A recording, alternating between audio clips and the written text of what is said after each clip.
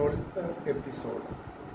വെളിപ്പാട് 16 മുതൽ 18 വരെയുള്ള അധ്യായങ്ങളിൽ പറയുന്ന 7 ക്രോധ കലശങ്ങളുടെ 7 bowls of the wrath of God ന്യായവിധിയും ബാബിലോണിൻ്റെ ന്യായവിധിയുമാണ്.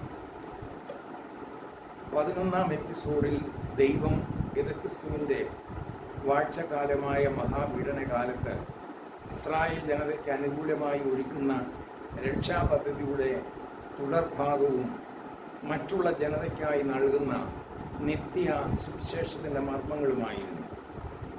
ഈ 12ാം എപ്പിസോഡിൽ പറവാൻ ആഗ്രഹിക്കുന്നത് എതിർക്രിസ്തുവിൻ്റെ മേൽ ഒഴിക്കുന്ന ദൈവത്തിൻ്റെ 7 ക്രോധ കലശങ്ങളുടെ ന്യായവിധിയാകുന്നു. എതിർക്രിസ്തുവിൻ്റെ ഭരണകാലത്തിൻ്റെയും മത പീഡനത്തിൻ്റെയും തേർവാഴ്ചയിൽ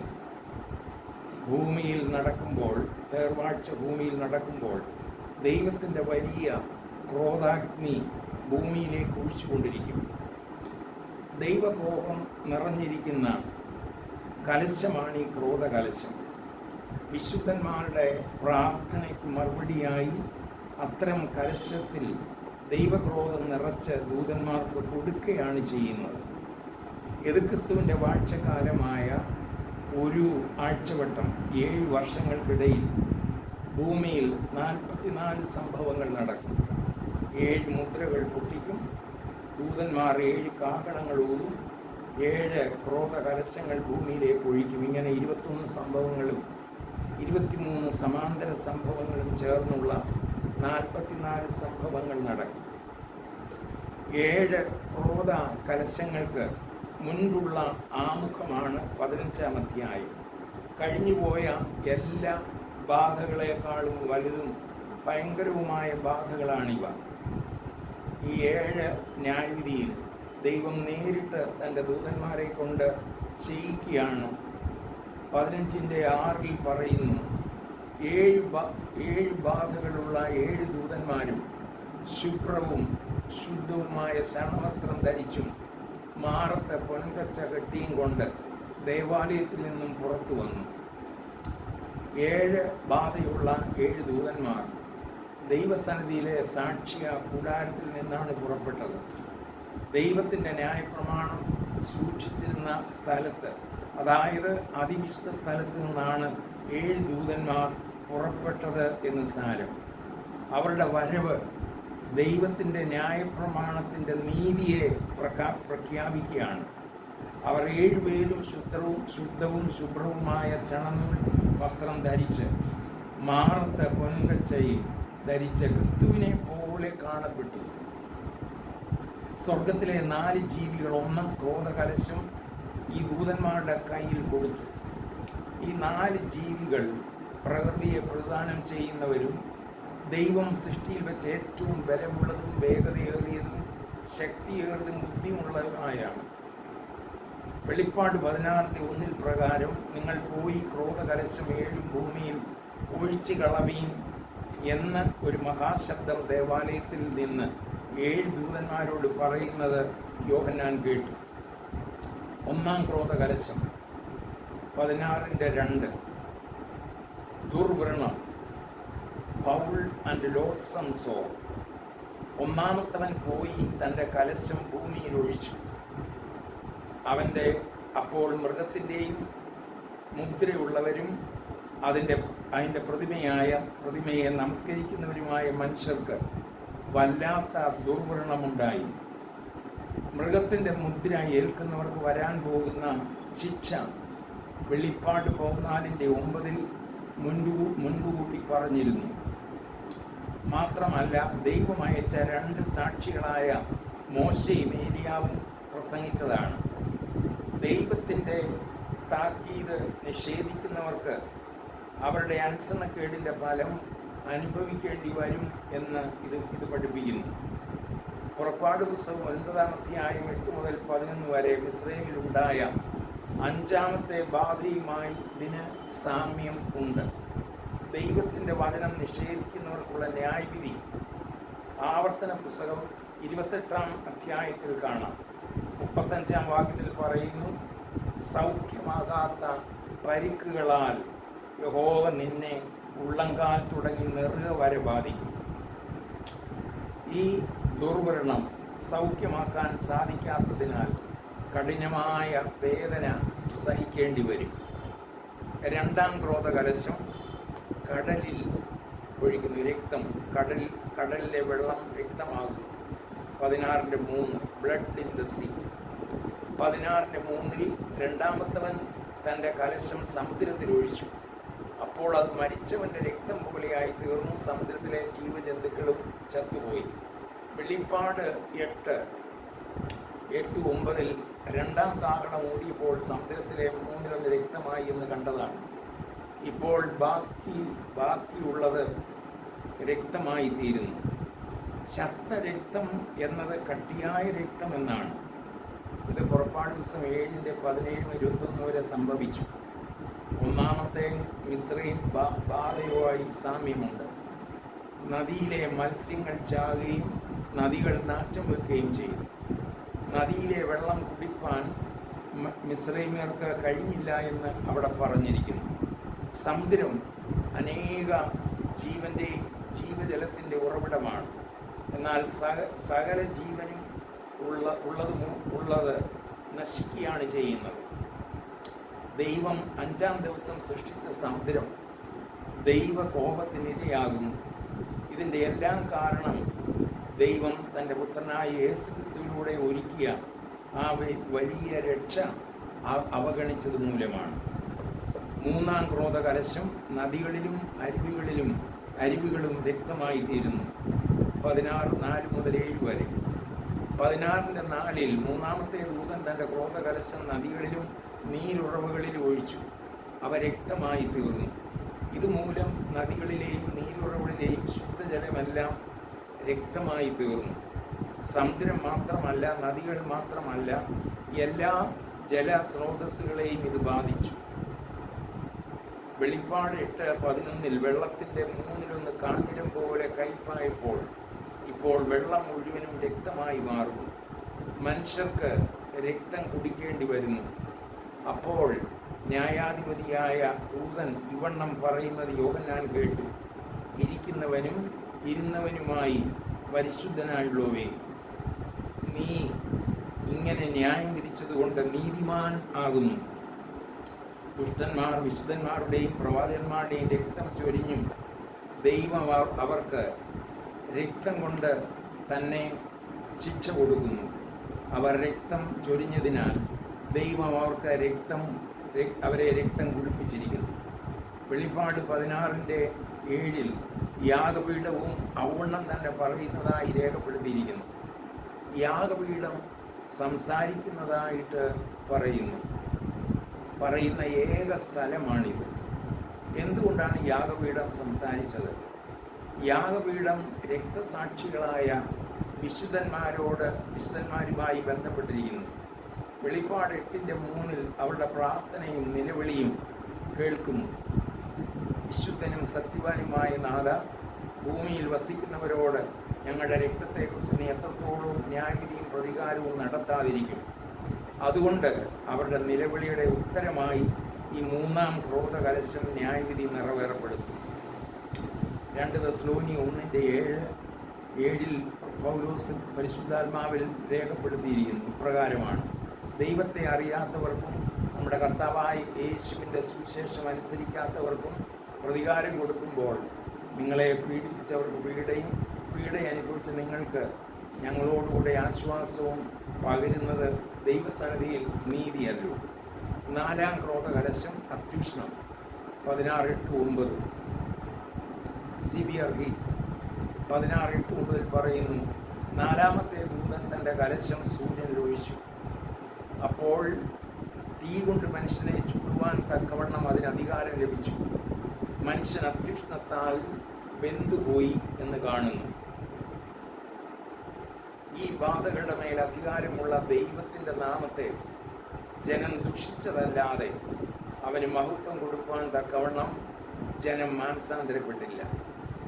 വെളിപാട് 8:12 4-ാമത്തെ കാഹളത്തിങ്കൽ സൂര്യനിൽ 1/3 ഇരുണ്ടുപോയി എന്ന് കാണുന്നു. ഇവിടെ കലശം സൂര്യനിൽ ഒഴിച്ചപ്പോൾ സൂര്യനിൽ അമിത ചൂടുണ്ടായി. ചൂട് നിയന്ത്രിക്കുന്ന ഓസോൺ ലെയർ പൂർണ്ണമായി മാറ്റപ്പെട്ടു. ശാസ്ത്രജ്ഞന്മാർ പറയുന്നത് 6000 സെൻറ്റിഗ്രേഡ് ചൂടാണ് സൂര്യനിലുള്ളത്. 175 സെൻറ്റിഗ്രേഡ് ചൂടിൽ ഇരുമ്പ് ഉരുകും. ചൂടിൻ്റെ സന്തുലിതത നിലനിൽക്കുന്നത് ഓസോൺ ലെയർ മൂലമാണ്. ഇപ്പോൾ തന്നെ അതിന് വിള്ളലുകൾ തുടങ്ങിയിരിക്കുന്നു. താപനില എല്ലായിടവും കൂടിയിരിക്കും. എന്നാൽ ദൈവ കോപത്തിൻ്റെ കലശം സൂര്യനിൽ ഒഴിച്ചതിനാൽ നമുക്ക് ചിന്തിക്കാൻ പോലും പറ്റാത്ത വിധം അത്യുഷ്ണം വരികയും അത്യുഷ്ണത്താൽ മനുഷ്യർ വെന്തുപോവുകയും ചെയ്യുന്നു. മലാക്കി പ്രവാചകൻ മുൻകൂട്ടി പ്രവചിക്കുന്നു, 4:1 ചൂള പോലെ കത്തുന്ന ഒരു ദിവസം വരും. അതുകൊണ്ട് ഭൂവാസികൾ അധികവും ദഹിച്ചുപോയി ചുരുക്കം പേർ മാത്രം അവശേഷിക്കുമെന്ന് യെശയ്യാ പ്രവാചകനും 24:6 പറഞ്ഞിരിക്കുന്നു. പുറപ്പാട് 9:23-24 മിസ്രൈമിലെ 7ാമത്തെ ബാധയും ഏതാണ്ട് ഇതിനോട് തുല്യമാകും. ഇവിടെ കാണുന്ന ഒരു അത്ഭുത പ്രതിഭാസം എന്നത് ഫറവോനും മിസ്രൈമ്യരും ഹൃദയങ്ങളെ കഠിനമാക്കി ദൈവജനത്തെ വിട്ടയപ്പാൻ കൂട്ടാക്കാതെ ദൈവത്തെ കോപിപ്പിച്ചതുപോലെ ഈ മഹാപീഡന കാലത്തിൽ ഇത്രയും വലിയ പീഡ അനുഭവിച്ചിട്ടും ജനം ദൈവത്തെ ദുഷിച്ചതല്ലാതെ അനുദപിച്ചില്ല എന്ന് രേഖപ്പെടുത്തിയിരിക്കുന്നു. എന്താണ് കാരണം?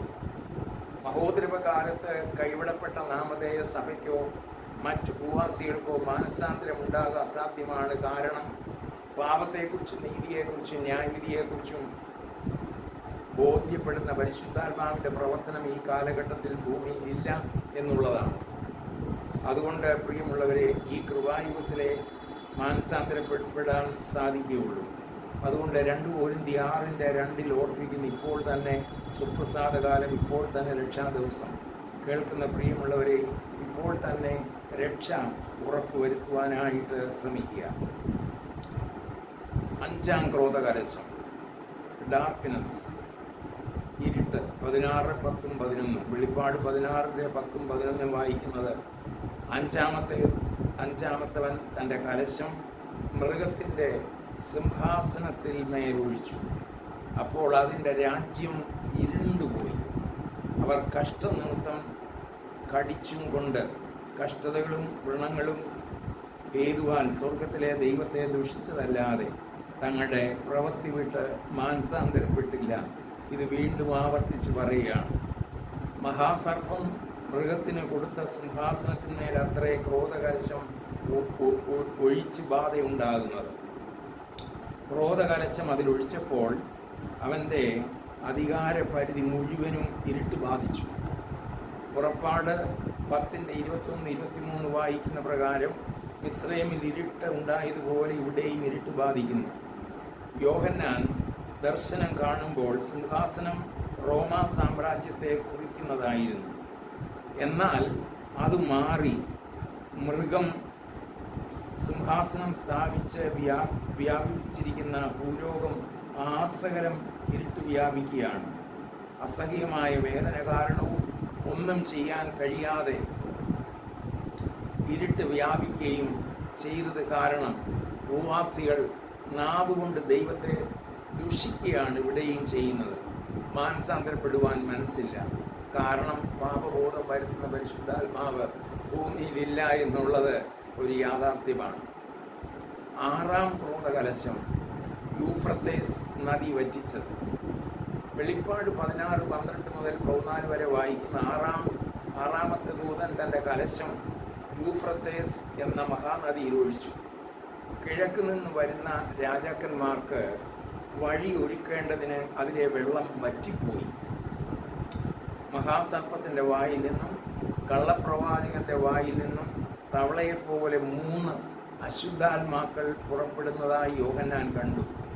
അവ സർവ്വഭൂതലത്തിലുമുള്ള രാജാക്കന്മാരെ സർവശക്തനായ ദൈവത്തിൻ്റെ മഹാദിവസത്തിലെ യുദ്ധത്തിനായി കൂട്ടിച്ചേർക്കാൻ അത്ഭുതങ്ങൾ ചെയ്തുകൊണ്ട് അവരുടെ അടുക്കിലേക്ക് പുറപ്പെടുന്ന ഭൂതാത്മാക്കൾ തന്നെ.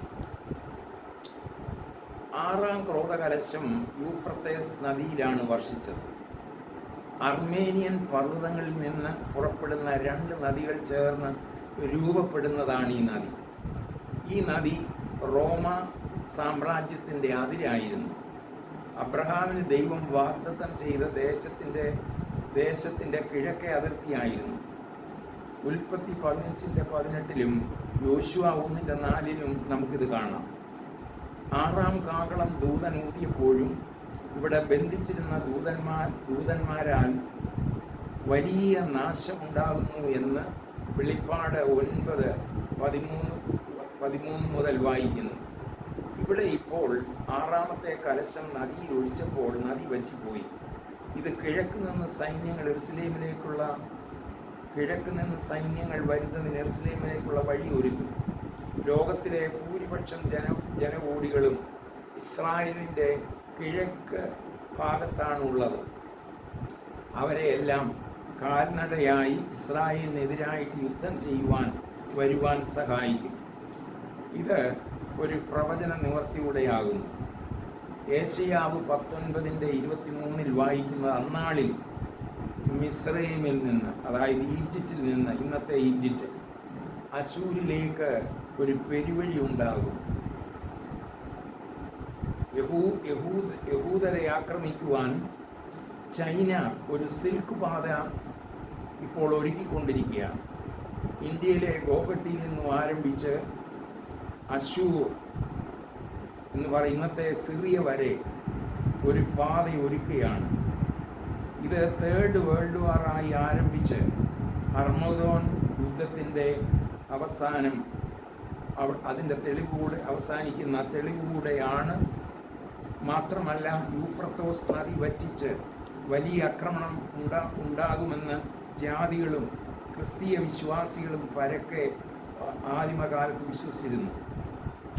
നീറോ ചക്രവർത്തി എതിർക്രിസ്തുവായി വീണ്ടും വരുമെന്നും അവൻ പാർസ്യ രാജ്യമായ പാർത്തിയയിൽ നിന്ന് യൂഫ്രട്ടീസ് നദി കടന്നാണ് വരുന്നത് എന്ന് അന്നത്തെ ക്രിസ്തീയ വിശ്വാസികളും വിശ്വസിച്ചിരുന്നു. മഹാസർപ്പം, മൃഗം, കള്ളപ്രവാചകന്മാർ, ഇവർ 3 സാത്താൻ്റെ ത്രിമൂർത്തികളത്രേ. ഇവരുടെ വായിൽ നിന്ന് 3 അശുദ്ധാത്മാക്കൾ പുറപ്പെട്ടു. അവ തവളയെ പോലെ ആയിരുന്നു.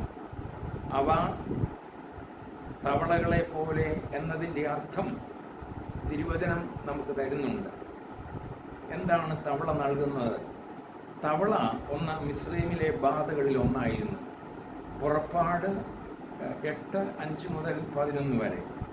2, തവള അശുദ്ധ ജീവിയാണെന്ന് ലേവ്യ പുസ്തകം 11:10 അശുദ്ധിയുടെ പ്രതീകമായിട്ടും കാണിച്ചിരിക്കുന്നു. 3, തവളയുടെ കരച്ചിൽ അർത്ഥമില്ലാത്തതും അർത്ഥമില്ലാത്ത സംസാരത്തിൻ്റെ പ്രതീകമാണ്. 4, പാർസി മതവിശ്വാസം അനുസരിച്ച് വെളിച്ചവും ഇരുളും തമ്മിലുള്ള സംഘട്ടനത്തിൽ ഇരുളിൻ്റെ ഏജന്റായ അഹറിമാനെ കൊണ്ടുവരുന്നത് തവളകളാണ്.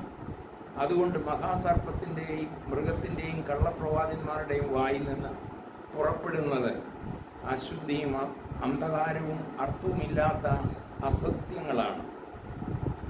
ഈ 3 അശുദ്ധാത്മാക്കൾ അത്ഭുതങ്ങൾ ചെയ്യും.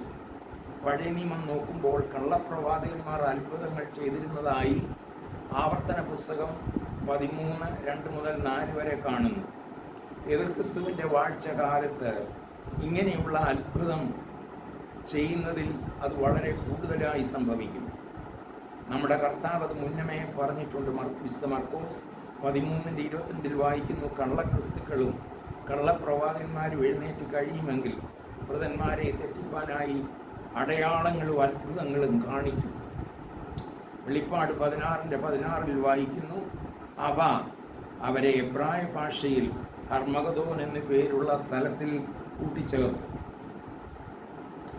സാത്താൻ്റെ ത്രിമൂർത്തികളിൽ 3ാമനായ കള്ളപ്രവാചകന്മാർ അശുദ്ധാത്മാക്കൾ അത്ഭുതങ്ങൾ ചെയ്ത് എല്ലാ രാജാക്കന്മാരെയും ഇളക്കി വശത്താക്കി കർത്താവ് ഭൂമിയിൽ സ്ഥാപിക്കാൻ പോകുന്ന സഹസ്രാബ്ദ വാഴ്ചയ്ക്കും യുഗത്തിനും എതിരായിട്ട് അണിനിരത്തും.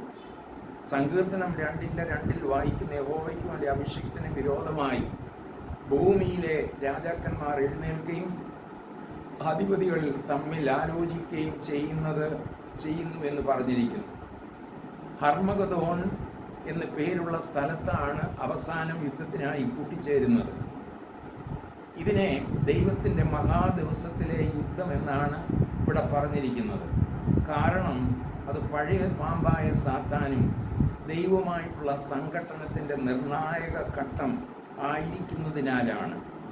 ഈ സ്ഥലത്തിന് അർമഗദോൺ എന്നും ഹർമെഗദോൺ എന്നും ആണ് ഇംഗ്ലീഷിൻ്റെ വേർഷൻ പരിഭാഷയിൽ കൊടുത്തിരിക്കുന്നത്. കാരണം അർമഗദോൺ എന്ന് പറഞ്ഞാൽ സിറ്റി ഓഫ് മെഗിദോ, മെഗിദോ നഗരം എന്നാണ്. ഹർമഗദോൺ എന്ന് പറഞ്ഞാൽ മൗണ്ടൻ ഓഫ് മെഗിദോ, മെഗിദയിലെ പർവ്വതമെന്നാണ്. ഇത് രണ്ടും ഒരു സ്ഥലം തന്നെയാണ്. മെഗിദോ എന്ന സ്ഥലത്തോട് ബന്ധപ്പെട്ടാണ് ഈ പേര് വരുന്നത്. ഇത് ഇന്നത്തെ ഡമസ്കസിനടുത്ത് എസ്ട്രിലോൺ എന്ന സമതലത്തിൽ സ്ഥിതി ചെയ്യുന്നു. ഹർമഗദോൻ യുദ്ധത്തെപ്പറ്റി വേറൊരു എപ്പിസോഡ് ഉള്ളതിനാൽ ഇപ്പോൾ ഞാനത് വിവരിക്കുന്നില്ല. 7-ാം ക്രോധകലശം, വലിയ കൽമഴ, ഗ്രേറ്റ് ഹെയിൽ, 16-17-21 വരെ. 16-17 വായിക്കുന്നു, 7-ാമത്തവൻ തൻ്റെ കലശം ആകാശത്തിൽ ഒഴിച്ചു, അപ്പോൾ സംഭവിച്ചു തീർന്നു എന്ന ഒരു മഹാശബ്ദം ദേവാലയത്തിലെ സിംഹാസനത്തിൽ നിന്ന് വന്നു. മിന്നലും നാദവും ഇടിമുഴക്കവും ഭൂകമ്പവും ഉണ്ടായി. ആകാശത്തിലാണ് 7-ാമത്തെ കലശം ഒഴിച്ചത്. വായുമണ്ഡലത്തെ കാര്യമായി ബാധിക്കും. സകല മനുഷ്യർക്കും ജീവജാലങ്ങൾക്കും പ്രാണവായു അത്യാവശ്യമാണ്. ഈ കലശം ആകാശത്തിൽ ഒഴിച്ചത് മൂലം മനുഷ്യജീവനെ ബാധിക്കും. സംഭവിച്ചു തീർന്നു എന്ന ശബ്ദം കാൽവറിയിൽ യേശു കർത്താവ് നിവർത്തിയായി എന്നതിനോട് സാമ്യമാണ്. 7-ാം ക്രോധകലശം ഒഴിക്കുന്നതിലൂടെ ദൈവകോപം അവസാനിക്കുന്നു. അപ്പോൾ ഭൂമിയിൽ ഒരിക്കലും സംഭവിച്ചിട്ടില്ലാത്ത മിന്നൽ നാദം, ഇടിമുഴക്കം, ഭൂകമ്പവും ഇവ 4 ഒരുമിച്ച് സംഭവിക്കുന്നു. ഈ സംഭവത്തോടനുബന്ധിച്ച് മഹാനഗരമായ യെരൂശലേം 3 അംശമായി പിരിയുകയും ജാതികളുടെ പട്ടണങ്ങൾ വീണുപോവുകയും ചെയ്തു. എതിർക്രിസ്തുവിൻ്റെ ആസ്ഥാനമായ യെരൂശലേം അവൻ്റെ അധീനമായുള്ള എല്ലാ രാജ്യവും വീണുപോകുന്നു. 16-19 അത് കാണാം. തത്സമയത്ത് സകല ദ്വീപും ഓടിപ്പോകും, മലകൾ കാണാനില്ലാതാകും. 16-20. തുടർന്ന് ഏകദേശം 60 കിലോ വീതമുള്ള കല്ലുകൾ, ഹെയിൽ, മഴ ആകാശത്ത് നിന്ന് മനുഷ്യരുടെ മേൽ പെയ്തിറങ്ങും.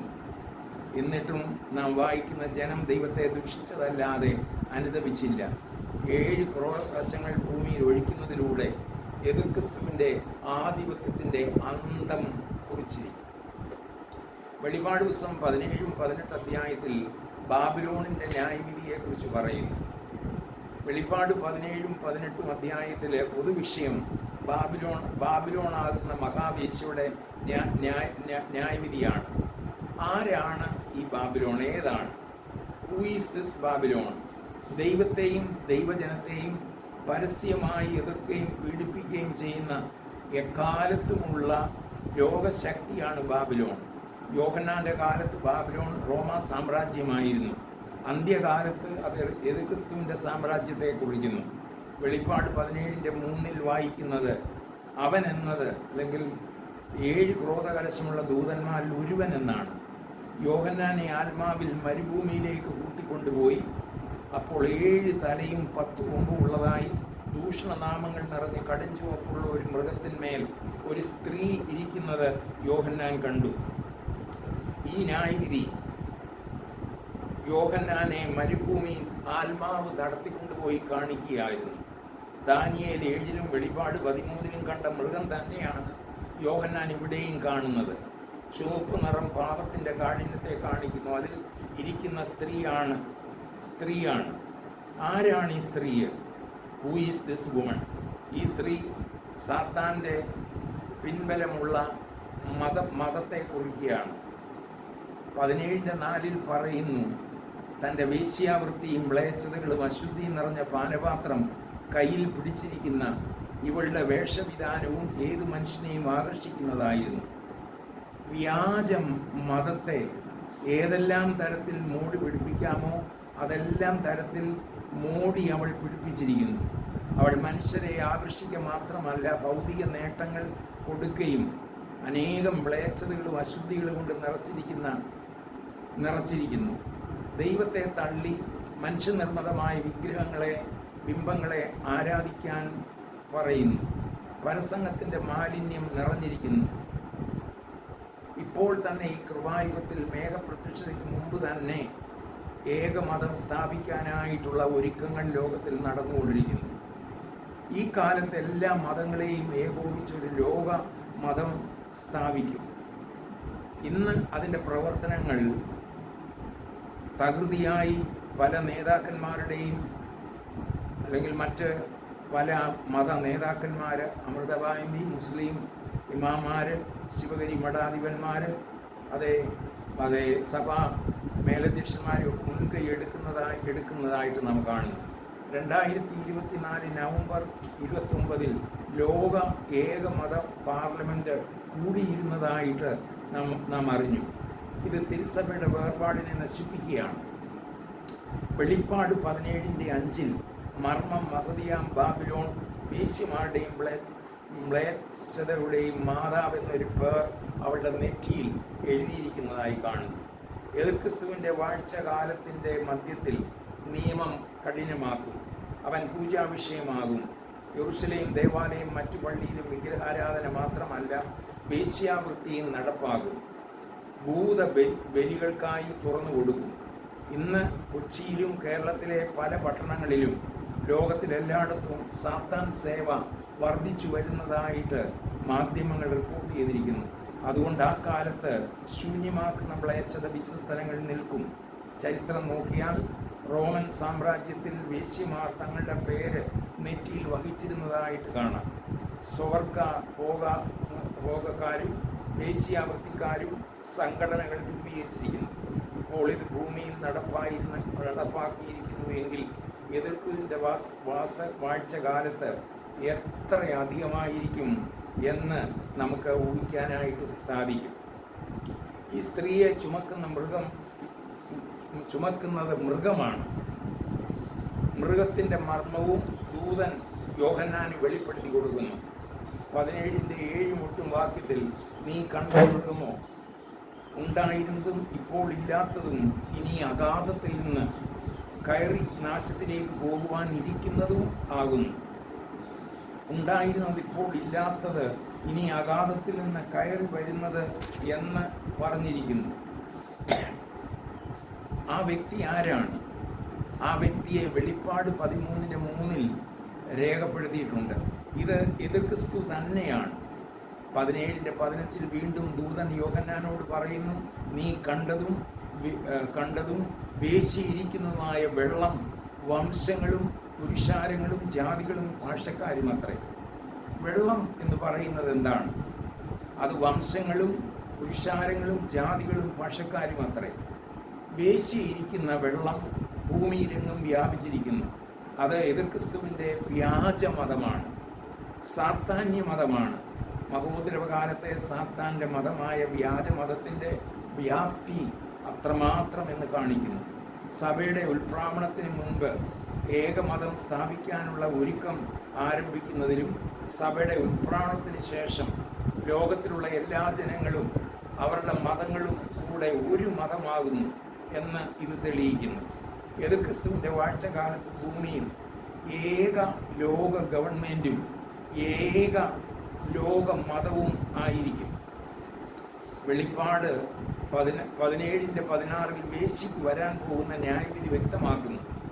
നീ കണ്ട 10 കൊമ്പും മൃഗവും വേശ്യയെ ദ്വേഷിച്ച് ശൂന്യവും നാശവുമാക്കി അവളുടെ മാംസം തിന്നുകളയും, അവളെ തീ കൊണ്ട് ദഹിപ്പിച്ചു കളയും എന്ന് രേഖപ്പെടുത്തിയിരിക്കുന്നു. ആദ്യം സ്ത്രീ മൃഗത്തിന്മേലിരിക്കും. ആദ്യം എതിർക്രിസ്തു അവൾക്ക് കീഴ്പ്പെട്ടിരിക്കും. പിന്നീട് സ്ത്രീയോട് വിദ്വേഷവും ശത്രുത്വവും ഉണ്ടാകും. വ്യാജമതത്തിൻ്റെ ഉറവിടവും അവളുടെ ആസ്ഥാനമായ റോമിനെയും എതിർക്രിസ്തു ആക്രമിച്ച് കീഴ്പ്പെടുത്തുകയും നശിപ്പിക്കുകയും ചെയ്യും. 17:18 സ്ത്രീ രൂപത്തിൻ്റെ മറ്റൊരു ഭാവം കാണിക്കുന്നു. നീ കണ്ട സ്ത്രീയോ ഭൂരാജാക്കന്മാരുടെ മേൽ രാജ്യത്വമുള്ള മഹാനഗരം തന്നെ. ഈ മഹാനഗരം യെരൂശലേം അത്രേ. ഈ നഗരം ഭാവിയിൽ ക്രിസ്തുവിൻ്റെ ആസ്ഥാനവും ആരാധന കേന്ദ്രവുമായിരിക്കും. 7ാമത്തെ ക്രോധകലശം ഒഴിക്കുമ്പോൾ ദൈവത്തിൻ്റെ ന്യായവിധി ആ നഗരം അനുഭവിക്കും. ചുരുക്കത്തിൽ പറഞ്ഞാൽ മഹാവേശ്യ എക്കാലത്തും വ്യാജ മതത്തെ കുറിക്കുന്നു. വ്യാജ സാത്താൻ്റെ മതത്തെ കുറിക്കുന്നു. പീഡനകാലത്തിൻ്റെ ആദ്യഘട്ടത്തിൽ സർവ ലോകം മതമായും 2ാം ഘട്ടത്തിൽ ഒരു മതമായും ഒരു നഗരമായും വെളിപ്പെട്ടു വരും. 18ാം അധ്യായത്തിൽ ബാബിലോണിൻ്റെ അന്ത്യനാശം വെളിപ്പെടുത്തുന്നു. 18:2 വലിയ അധികാരമുള്ള ദൂതൻ ഉറക്കെ വിളിച്ചു പറയുന്നു, വീണുപോയി, മഹതിയാം ബാബിലോൺ വീണുപോയി. ദുർബോധങ്ങളുടെ പാർപ്പിടവും സകല അശുദ്ധാത്മാക്കളുടെയും തടവറും അശുദ്ധിയും അറപ്പുമുള്ള സകല പക്ഷികളുടെയും തടവുമായി തീർന്നു. 18:4 4ാം വാക്യത്തിൽ വ്യത്യസ്തനായ മറ്റൊരു ദൂതൻ പറയുന്നത് അവളെ വിട്ടുപോരുവീൻ എന്നാണ്. 8ാം വാക്യത്തിൽ അത് നിമിത്തം മരണം, ദുഃഖം, ക്ഷാമം എന്നിങ്ങനെ അവളുടെ ബാധകൾ ഒരു ദിവസത്തിൽ തന്നെ വരും. അവളെ തീയിലിട്ട് ചുട്ടുകളയും. അവളെ ന്യായം വിധിച്ച ദൈവമായ കർത്താവ് ശക്തനല്ലോ എന്ന് പറയുന്നു. 3 തരത്തിലുള്ള ആൾക്കാരാണ് ബാബിലോണിനെ കുറിച്ച് വിലപിക്കുന്നത്. രാജാക്കന്മാരുടെ വിലാപം 18:9 10. ബാബിലോണുമായി വ്യാപാരം ചെയ്ത് പരസംഗം ചെയ്ത ഭൂരാജാക്കന്മാർ അവരുടെ ന്യായവിധി കണ്ട് മാറത്തടിച്ച് കരയുന്നു. 2 വ്യാപാരികളുടെ വിലാപം 18:11 മുതൽ 16. ഭൂമിയിലെ വ്യാപാരികൾ അവളെ ചൊല്ലി വിലപിച്ചു. ഏതാണ്ട് 29 കൂട്ടം വിഭവങ്ങളാണ് അവിടേക്ക് ഇറക്കുമതി ചെയ്തുകൊണ്ടിരുന്നത്. അതിൽ മാനുഷിക ദേഹം, പ്രാണൻ ഏറ്റവും പ്രധാനമായിരുന്നു. മാനുഷിക ദേഹം എന്നത് മനുഷ്യൻ്റെ ഓർഗൻസ്, ആന്തരിക അവയവങ്ങളാണ്. മാനുഷിക പ്രാണൻ എന്നത് ജീവനുള്ള മനുഷ്യ ഭ്രൂണമാണ്. ഇത് ഈ അന്ത്യകാലത്ത് ഏറ്റവും പ്രബലപ്പെട്ടുകൊണ്ടിരിക്കുന്ന വ്യാപാരമാണ്. പല വലിയ വലിയ ആശുപത്രികളിൽ ഇതൊന്ന് നടമാടുന്നു. ക്രിസ്തുവിൻ്റെ വാഴ്ചകാലത്ത് എത്രയധികമായിരിക്കും എന്നോർക്കുക. കപ്പിത്താന്മാരുടെ വിലാപം 18, 17, 18 അവിടെ വിലപിക്കുന്നത് തങ്ങൾക്കുണ്ടായ സാമ്പത്തിക നഷ്ടം കാരണമാണ്. വലിയ ദുഃഖത്താൽ തലയിൽ പൂഴി വാരിയിട്ട് കൊണ്ടാണ് അവർ വിലപിക്കുന്നത്. ബാബിലോൺ എന്നത് യെരൂശലേമാണ്. ബാബിലോണിനെ കുറിച്ച് പറഞ്ഞ കാര്യങ്ങളെല്ലാം യെരൂശലേമിൽ നടക്കും. സാത്താനും ക്രിസ്തുവും അവിടെ ഭരിക്കുമെങ്കിലും അത് ചുരുക്കം നാളേക്കായിരിക്കും. ഒരു വാഴ്ചവട്ടം 7 പ്രവചന വർഷം മാത്രം ആയിരിക്കും. ഈ ലോകത്തിൽ ന്യായാധിപതിയായ യേശുക്രിസ്തു രംഗപ്രവേശനം ചെയ്യുന്നതോടെ ക്രിസ്തുവിൻ്റെയും സാത്താൻ്റെയും അന്ത്യം കുറിക്കും. ഭൂമിയിൽ ഒരാഴ്ചവട്ടമായ 7 വർഷക്കാലം ക്രിസ്തുവിൻ്റെ ഭരണം നടക്കുകയും ദൈവക്രോധം ഭൂമിയിലേക്ക് വർഷിക്കുകയും ചെയ്തുകൊണ്ടിരിക്കുമ്പോൾ സ്വർഗത്തിലും ഒരു വാഴ്ചവട്ടം പലതും സംഭവിക്കും. കർത്താവിനോടുകൂടെ മധ്യാകാശത്തിൽ ചേർക്കപ്പെട്ട സഭ സ്വർഗത്തിലെ പല സംഭവങ്ങൾക്കും സാക്ഷ്യം വഹിക്കും. ഇത് ഒരാഴ്ചവട്ടക്കാലമായ നാളുകളിൽ സഭ ലോകത്തിൽ നിന്നും ക്രിസ്തുവിൻ്റെ ഭരണത്തിൽ നിന്നും ദൈവക്രോധത്തിൽ നിന്നും ഒഴിഞ്ഞ് ക്രിസ്തുവിനോടുകൂടെ മണവാളനോടുകൂടെ സ്വർഗത്തിലെ മണിവറയിലായിരിക്കും. സുഖവും സന്തോഷവും അവർ അനുഭവിച്ചു കൊണ്ടിരിക്കും. ഈ ഒരു വാഴ്ചവട്ടക്കാലത്ത് സ്വർഗത്തിൽ നടക്കുന്ന കാര്യങ്ങൾ അത്രേ വെളിപ്പാട് 19-ാം അധ്യായത്തിൽ നാം വായിക്കുന്നത്. ആ കാര്യങ്ങളാകുന്നു അടുത്ത എപ്പിസോഡിൽ കേൾക്കാൻ പോകുന്നത്. ഒരാഴ്ചവട്ടം സ്വർഗത്തിൽ നടക്കുന്ന കാര്യങ്ങൾ 19, 1 മുതൽ 10 വരെ നമുക്ക് കാണാം.